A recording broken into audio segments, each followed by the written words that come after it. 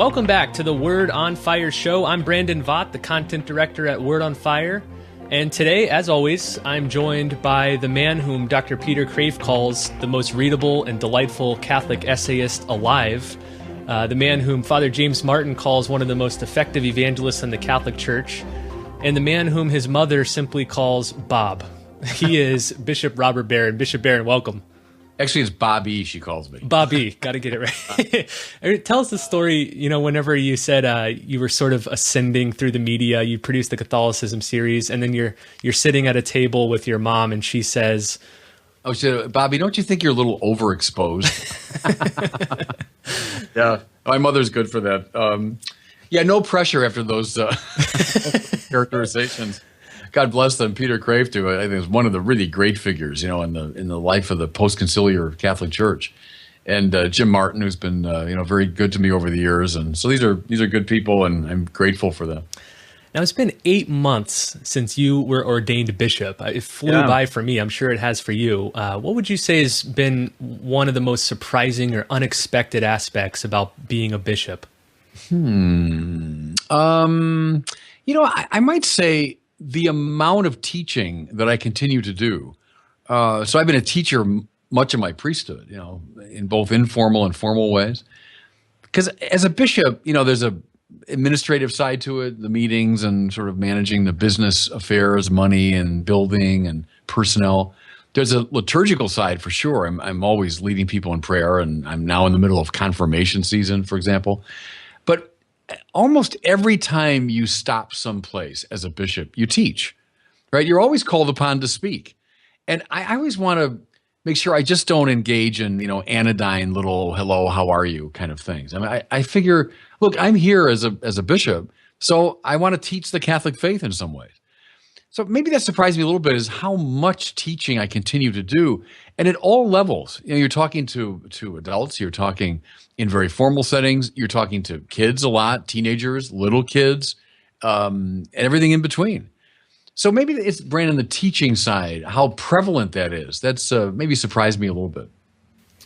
Well, today on the Word on Fire show, we're going to be discussing the right way to understand Genesis, the first book of the Bible, and in particular, the first couple chapters in Genesis, which describes the creation story. Now, you've written in the past that you're continually amazed how often the problem of Genesis comes up in your work of evangelization and apologetics. What's this problem you're referring to? Well, I'd say, to put it kind of simply, it's the tendency to literalize, historicize, and read in a sort of scientific manner of the book of Genesis, the opening chapters of it.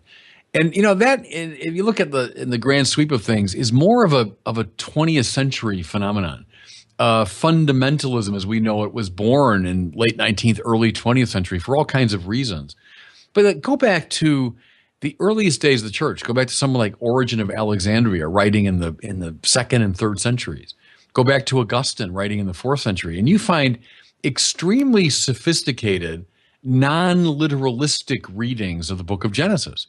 So it's simply not true to say that, Christians read the Genesis in a completely straightforward, literalistic way until they were compelled by the sciences in the mid-20th century to abandon the practice. That's simply not true. There were very sophisticated, non-literalistic, highly symbolic readings of Genesis from the earliest days of the church. And, I go back to Vatican II here, put a great stress correctly on genre when approaching the Bible. I've often said the Bible is not a book, but it's a library of books. Ta biblia means the books in Greek. So the Bible is a collection of books of a wide variety of genre. You have apocalyptic in the Bible, you have letters in the Bible, you have gospels in the Bible, which are very distinctive. You have, I call them quasi-histories. You have relatively straightforward accounts. You have highly poetic accounts like the Psalms or the book of Proverbs, and a lot of things in between. So when approaching the Bible, one of the first moves you have to make is, what am I dealing with here? What kind of text? And to approach the book of Genesis, especially in the opening chapters, as a book of straightforward history or science is to make a genre mistake. And once you make that mistake, then you're just on the wrong path, and you're going to wander into all kinds of bad corners. Father George Coyne once said that no biblical text can be scientific since science, as we understand it, didn't emerge until 14 centuries after the composition of the last biblical book. Yeah, it's a good point, isn't it? That see, when we say science, we tend to think of the modern physical sciences that emerged, in the late 15th or 16th, 17th century, that time. And as Coyne correctly suggests, the last biblical book, is written sometime around the year 100 A.D. So long before the sciences as we know them, the modern physical sciences, emerged. Therefore, to look to any biblical book for scientific insight in our sense of the term would be, again, a genre mistake. Now, mind you, I want to say right away, because we're so susceptible to the danger of scientism, which means the reduction of all knowledge to the scientific form of knowledge. So people say, oh, okay, it's not scientific, therefore it's nonsense. Therefore it's old mythology. Therefore it's just a bunch of, craziness. No.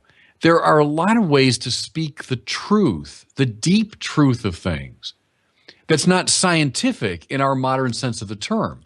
The Bible is deeply true, is conveying all kinds of truths, but not in the scientific manner. You've used an example in the past that's really helped me. You've said that if somebody came to you and said, do you take the Bible literally? You would respond, what book, what part, what passage? Yeah. It's like if someone came to you and said, do you take the library literally? Well, what section, what area? And so when we're looking at the book of Genesis, I think that Genesis itself is composed of several different genres. So focusing just as on the first couple chapters as we are, how would you describe the genre of those first Genesis 1 and 2? I like the language used by the Protestant theologian Karl Barth, who spoke of it as a saga. A saga. I like that because it catches a number of things. That there is an historical reference, right? Something historically real is being alluded to, but not in a sort of straightforward, literalistic manner. Some great truths about the nature of reality are being gestured toward, but not in the scientific manner. So we talk about the Norse sagas, and we talk about sagas from other traditions that are conveying deep truths, even historical truths, but not in a straightforward historical manner. I think that catches the subtlety of what's happening there. So when you've written on Genesis and produced videos on it in the past, you focus in on a handful of insights that the Genesis narratives communicate about both God and man. So what you've said in the past is that these narratives are primarily theological and anthropological. So let's go through some of these insights. One of the first ones you say is that the creation stories in Genesis tell us something about God as the non-competitive, transcendent source of being. That's a mouthful. So tell us about how it communicates that truth. Yeah, well, the whole theological tradition explicates that, which is implicit in Genesis.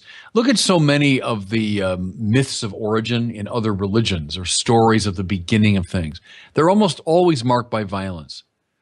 That one God conquers another, or one set of gods conquers another, or something is put down or is mastered, see, to bring order to things.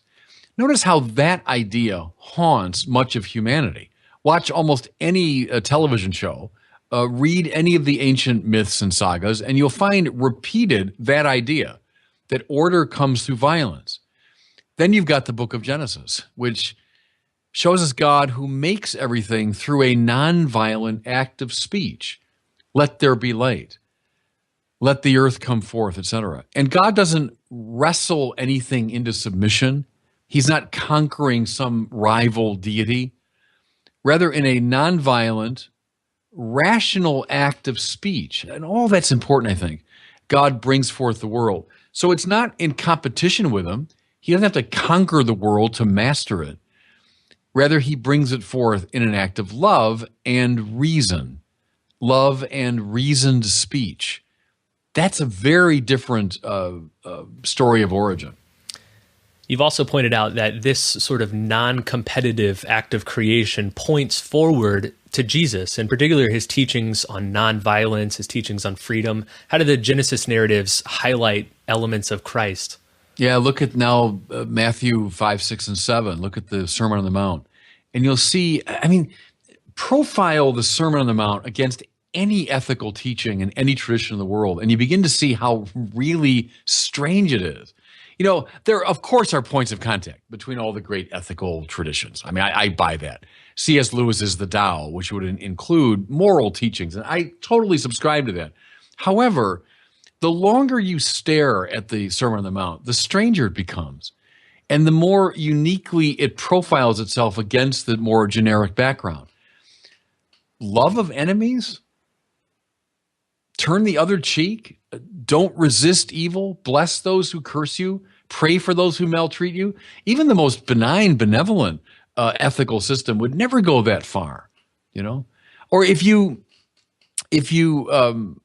lust after a woman in your heart, you've committed adultery. There's a radicalizing that happens in the Sermon on the Mount that I think is correlated to what we just talked about. Jesus is articulating an ethic that's in line with the deepest grain of reality.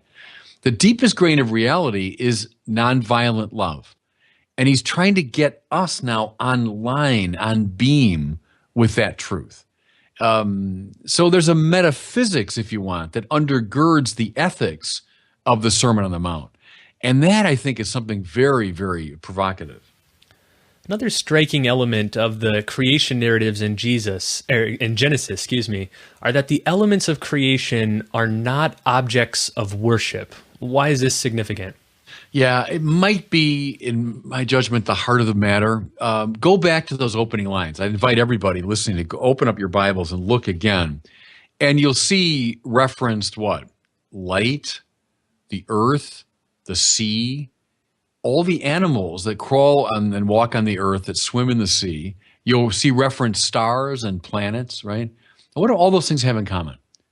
They were all at one time or another worshipped by ancient cultures, right? Think of all the gods and goddesses, or the holy mountain, the sacred river, the sacred animal, the sun, the moon, the stars, the planet.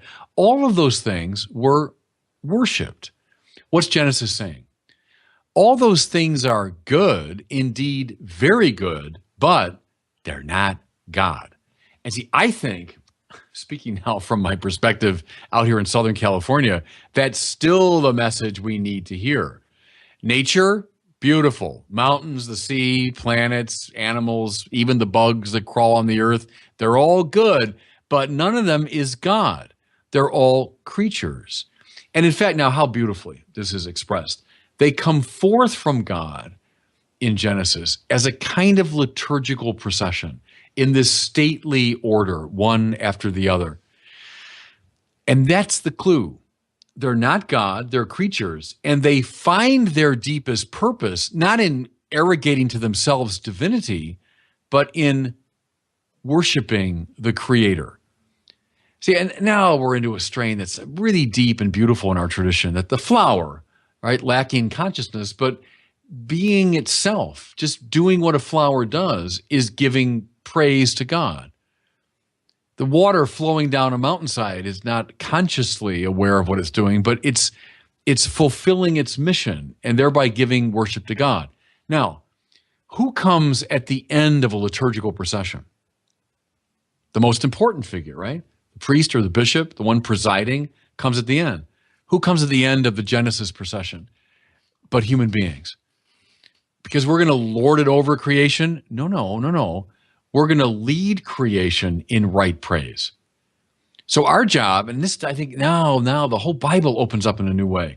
Our job is to be the high priest of this great praise of God that's on display in all of creation. Now look at the temple in Jerusalem, covered with symbols of creation. What's happening in that temple but right praise, which is gathering all of the world. Go back to the Psalms now, and all of creation giving praise to God. That's the recovery of what Genesis has in mind. You're listening to the Word on Fire show. I'm here with Bishop Robert Barron, and we're discussing the right way to understand Genesis. Bishop, you just talked about the significance of all of these elements being created. They're not things to worship, but they emanate from God himself. These narratives are often posed as being in conflict with science, but as you've noted, the significance of these elements being created is itself a requirement for science to get off the ground. Because if these things were divine in themselves, we wouldn't experiment on them, we'd worship them. Talk about that. Yeah, because, right, the two things that I've talked about, I just get this from a lot of scientific and theological writers. The two things you need to get the physical sciences off the ground, as you suggest now, a keen sense of the creatureliness of nature. Because if nature is divine, as it is in many systems, from ancient times up to Star Wars, if nature is divine, well, then I'm going to worship it. I'm not going to experiment on it. I'm not going to cut it apart and analyze it. It's divine. It's filled with the divine spirit. So first of all, you got to know that the world is not God. Secondly, though, you've got to know that the world in every detail is intelligible. It's imbued with some kind of structure that makes it luminous to a inquiring mind, right? Well, where's that come from, that idea? That's a peculiar idea the more you think about it. It comes from the conviction that the world was made by God's speech. God spoke the world into being. To say speech is to say mind, right? So when God speaks the world into being, it means he's imbuing it with an intrinsic intelligibility. Now, when those two ideas come together, what you get are the modern sciences. Where do the ideas come from? They come from the master idea of creation, which came from the book of Genesis, which filled up the minds of people in Western Christian universities at the time of the dawn of the modern sciences. I think that's really worth exploring. So at the pinnacle of creation, God creates man. And the scriptures tell us that man was made in the image and likeness of God. What does that mean? Well, it's been read in different ways over the centuries. The standard reading is that we're made according to mind, will, and freedom. So we're not images of God in the physical sense. God doesn't have a body, right? So it's not a crude sort of physicalism, but rather we're in God's image and likeness in the measure that we're endowed with intelligence, will, and freedom, that we have a spiritual capacity, which no other creature on earth has. The angels have it too. They're in the image and likeness of God too. And then we can start playing all kinds of interesting theological games, as Augustine does with that. Is the image calls out to the image maker, right? The reason that we have this stirring in us for God, this longing for God, is that the image is seeking its origin. And we want to get our minds, wills, and freedom lined up to God's mind, will, and freedom. Now, welcome to what we call the spiritual life, right? Is the attempt to do just that. Why do we spend a holy hour in prayer? But to get our minds, wills, and freedom aligned to God's. Why do we go to the liturgy? Oh, who cares? I'm a good person. Why do I bother? Well, yeah, but you need to get your mind, will, and freedom aligned to God's. So that's where the imago language and similitudo, image and likeness, play a huge role in the Christian life. In the second chapter of Genesis, we discover that after the Lord formed man, he created all sorts of wild animals and all the birds of the air, and he brought them to the man to see what he would call them. Whatever the man called each living creature was then its name. Now, at first, seems to be a curious, insignificant detail, but you think it's loaded with significance, right? Yeah, I'm just following the church fathers there who love that passage because it shows Adam as the first philosopher, if you want, and the first scientist. So it's not just an arbitrary thing. Oh, I'm going to name these things according to my whim. No, what he's doing is he's cataloging them. A catalogon would mean according to the word, right?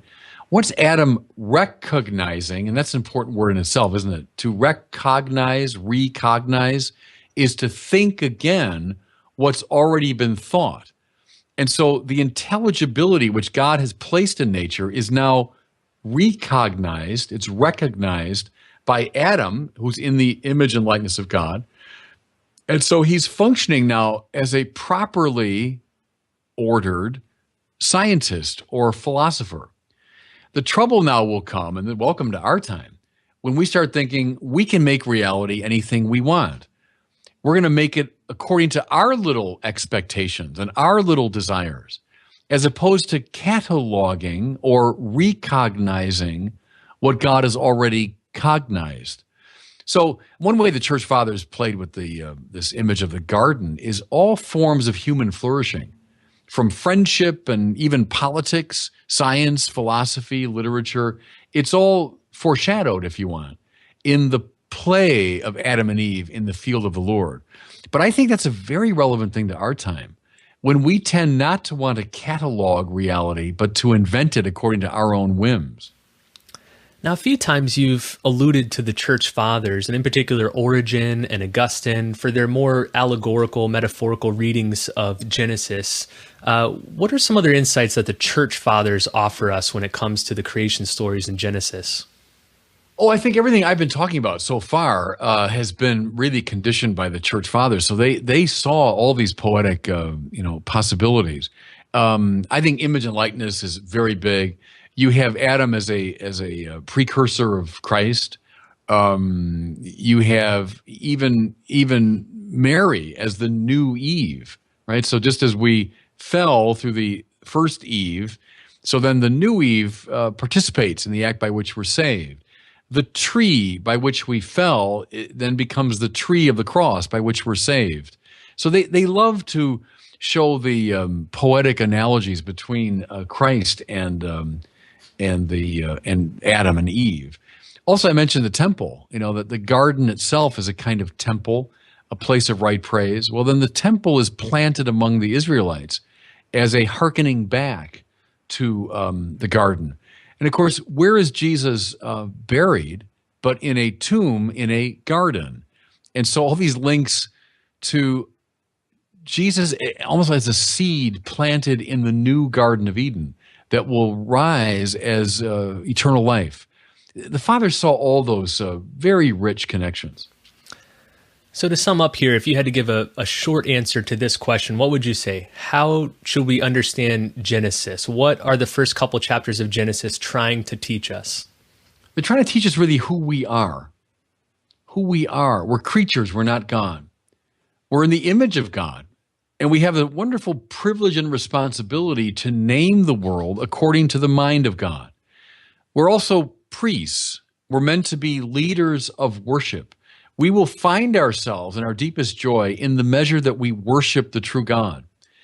God is the Lord of all that exists. There's no place to run from God. Another great lesson of Genesis. Here in Psalm 139, and where can I run from your love? I climb to the heavens. There you are. I go to the sea's furthest end. Well, even there, your right hand holds me up. I go to the depths of the earth, and even there you are. I'm interpreting it there as the sinner's lament. Right? You're trying to get away from God, but if God's the creator of all things, there's no way to escape from God. And so surrender, praise God, name things according to God's purpose, and you're going to find your deepest joy. That's maybe a way to sum up what Genesis is about.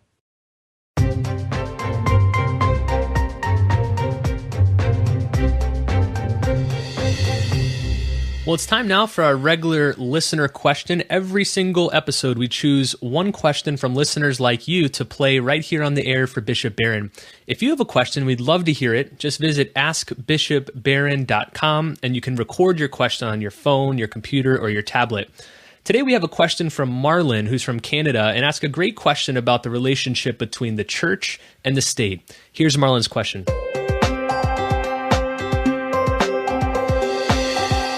My name is Marlon Davis, and I'm from Yukon, Canada, in Canada's far north. My question is, how do we deal with the separation of church and state in today's society? What should that mean, and what should that look like for Catholics? And how do we interact with the secular society's understanding of separation in church and state? Well, there's an easy question for this morning. Thanks for that. It's a good question, of course, and a complicated, hard one. Here's a very, very quick response. I like the separation of church and state in our country because it protects religion from the state. As I look at the founding fathers, what they were concerned about was the establishment of any particular religion as the state religion, as the state-sponsored religion, which would effectively then exclude and marginalize the other religions. I think they were trying to protect all religions from the aggressiveness of the state. Now, what's happened, as you suggest, in modern times is almost the reversal of that.